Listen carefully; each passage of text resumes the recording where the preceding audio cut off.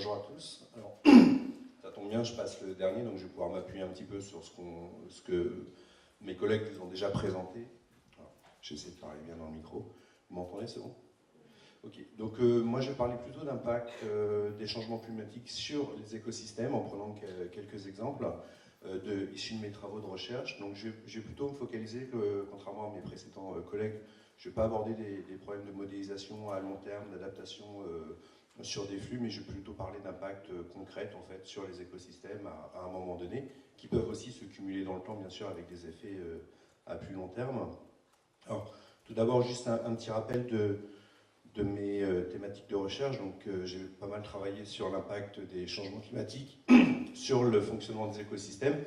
Alors, en tentant de répondre à certaines questions, à savoir quel va être l'impact, bien sûr, de l'augmentation de la température, c'est la première chose à laquelle on pense quand on parle de changement climatique, mais également des assèchements.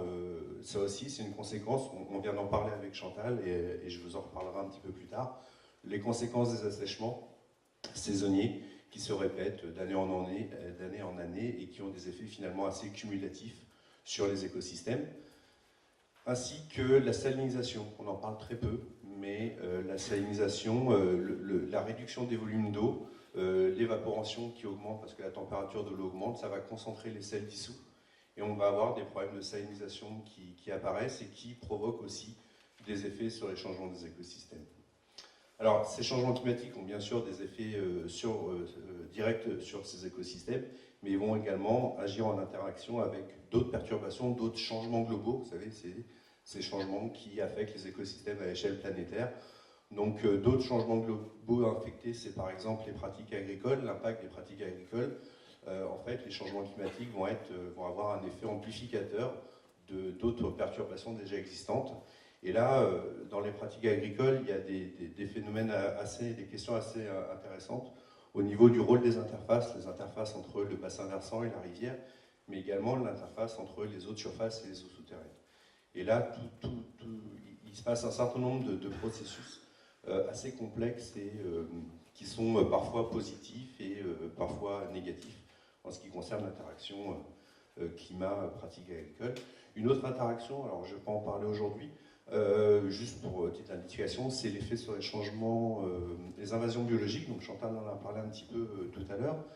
Donc on sait que les changements climatiques vont favoriser en fait l'installation de certaines espèces invasives.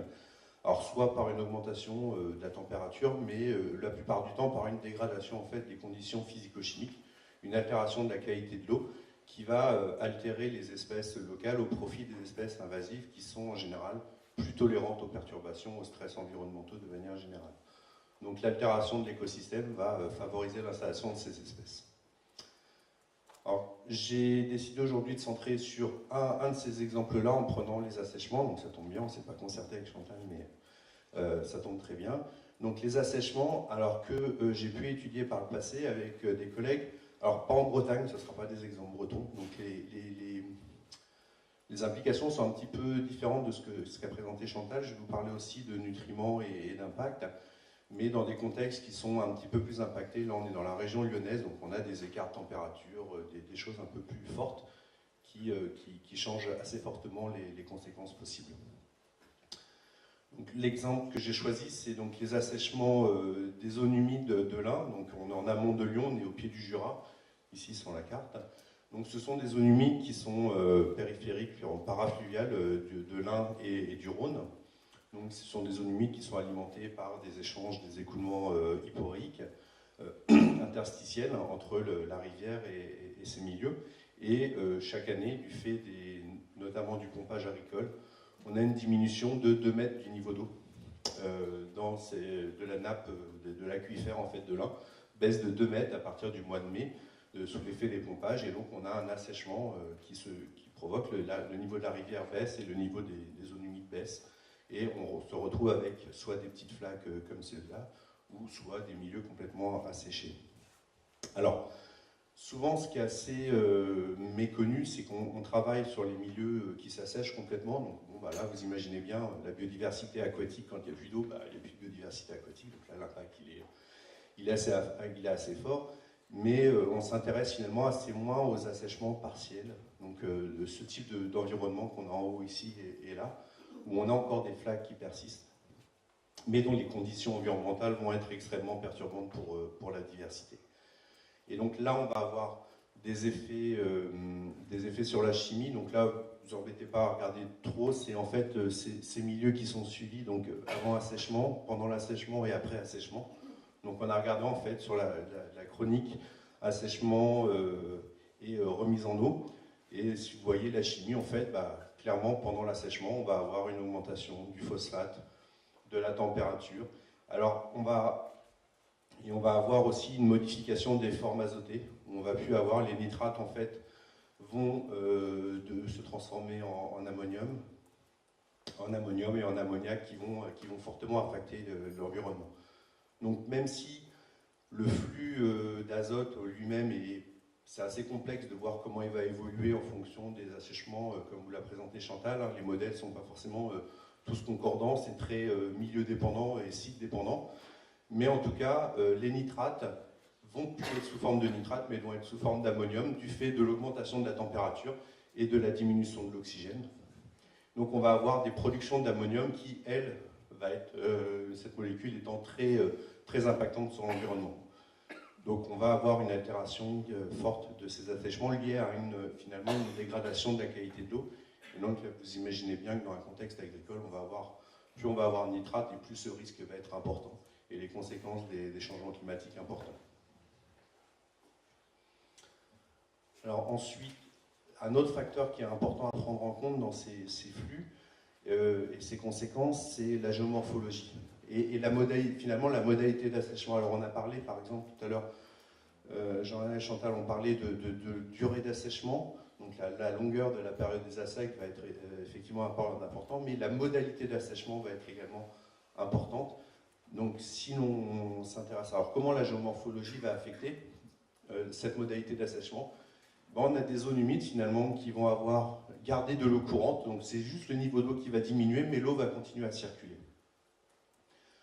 On a des zones humides qui vont persister parce qu'on a des apports phréatiques qui persistent, et donc on va se retrouver avec des eaux phréatiques qui vont alimenter le milieu exclusivement, et on va avoir également des milieux qui s'assèchent partiellement avec les formations de petites mares. C'est souvent un petit peu ce qu'on a en Bretagne, par exemple. On a d'abord des formations de petites mares qui finissent éventuellement par s'assécher.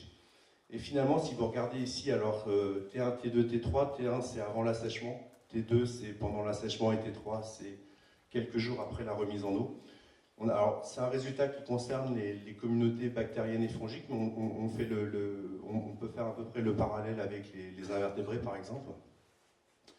On s'aperçoit que finalement le système le plus résilient, hein, le résilient c'est-à-dire qu'on va passer d'un système avant assèchement qui va être perturbé par l'assèchement et qui va revenir finalement à un état d'équilibre, à un état préliminaire.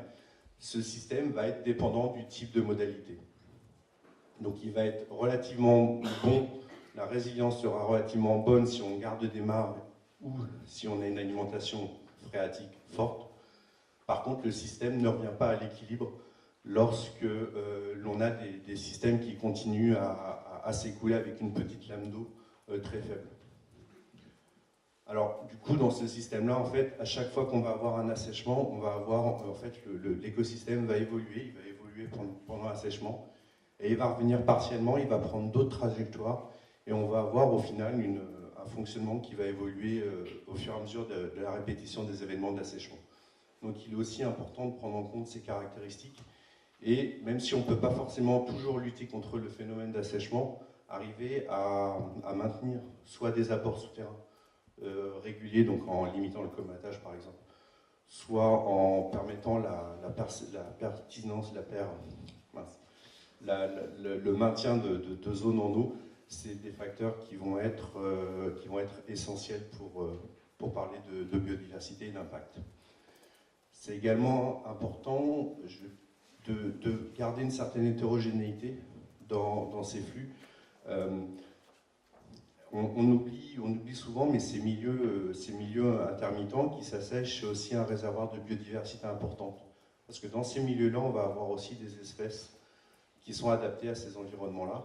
et qui ne peuvent pas vivre dans un milieu avec de l'eau permanent. Donc il faut, à l'échelle du territoire, l'idéal c'est aussi maintenir une certaine hétérogénéité, parce que l'hétérogénéité va permettre la préservation d'un maximum de biodiversité.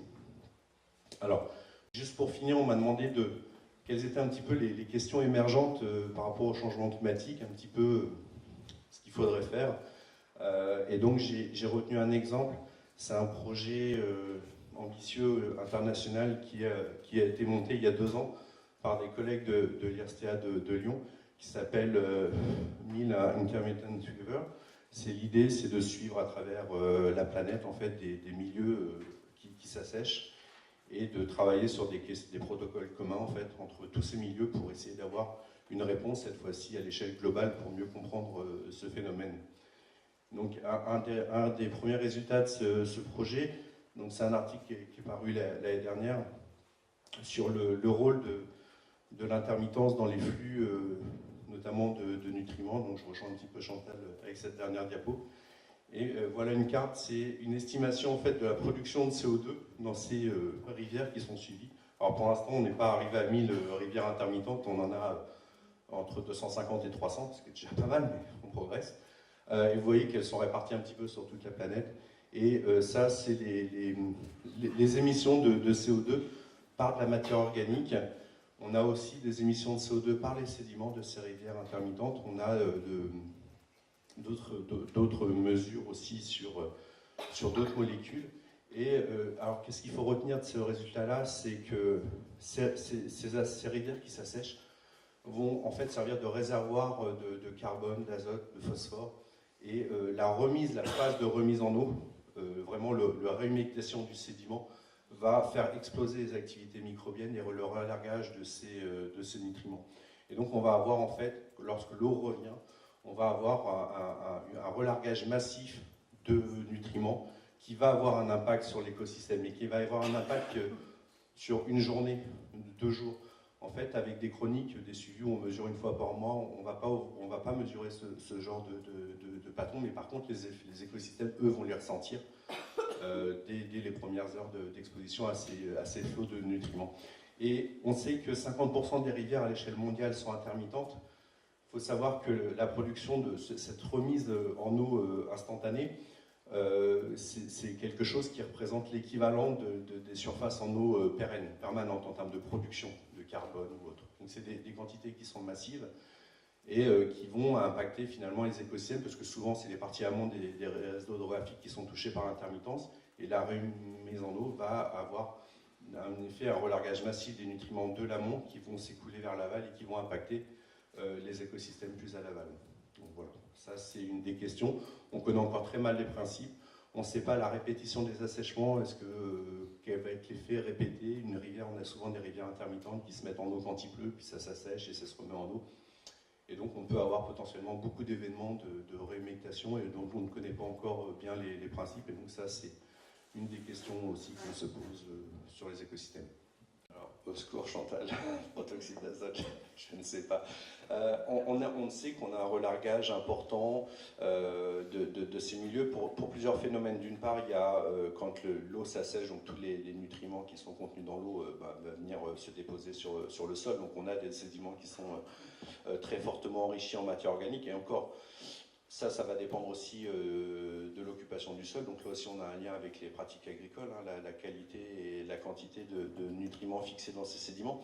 On a un deuxième phénomène, c'est aussi lorsque les rivières s'assèchent, on commence à avoir une poussée de plantes, de végétation spontanée, de végétation terrestre, hygrophile ou pas, qui va coloniser ces lits de rivières. Et lorsque l'eau revient, en fait, on a ce qu'on appelle le leaching. Donc on a en fait un lessivage massif des feuilles qui vont relarguer tout un tas de molécules organiques, pas seulement des nutriments, mais ça va être beaucoup aussi des molécules type phénol ou autres qui peuvent aussi avoir des effets importants.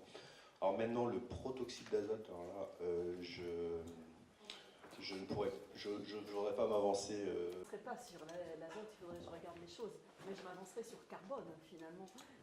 Les zones humides sont des grands réservoirs de carbone. Toute la stratégie d'atténuation climatique vise à mettre